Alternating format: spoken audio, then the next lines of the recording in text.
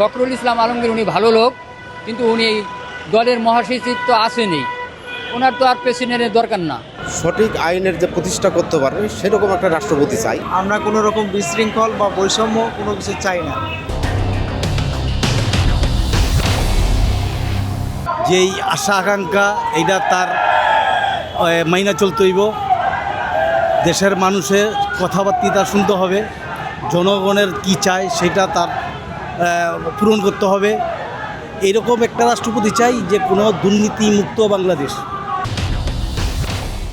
আমাদের বাংলাদেশের এমন একজন রাষ্ট্রপতি চাই যে আইনের প্রতিষ্ঠা করতে পারবে, সঠিক আইনের যে প্রতিষ্ঠা করতে পারবে সেরকম একটা রাষ্ট্রপতি চাই, এবং জনগণকে আইনি যে প্রক্রিয়া আছে সেই প্রক্রিয়া থেকে হয়রানি মুক্তের একটা পরিবেশ তৈরি করবে, এরকম একটা রাষ্ট্রপতি আমি চাই।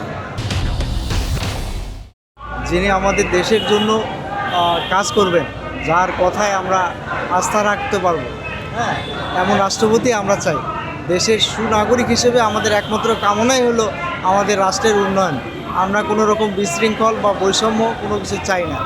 এক একজনের পছন্দ এক এক রকম। হ্যাঁ, আমি মির্জা ফখরুল ইসলাম আহমেদ স্যারকে পছন্দ বেশি করি।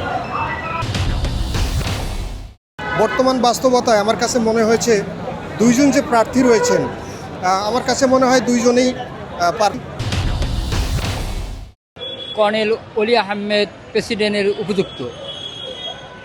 আমি এই দেশের নাগরিক হিসাবে বলতে চাই যে ফখরুল ইসলাম আলমগীর উনি ভালো লোক, কিন্তু উনি দলের মহাসচিব তো আসেনি, ওনার তো আর প্রেসিডেন্টের দরকার না। কর্নেল অলি আহমেদ উনি প্রেসিডেন্ট হোক, এটা আমি চাই।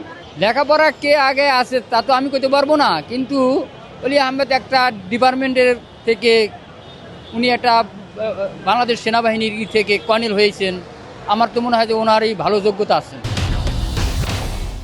দুজনেই ব্যক্তি হিসাবে একসময় তো অলি আহমেদ তো বিএনপির ছিল, এও ভালো লোক।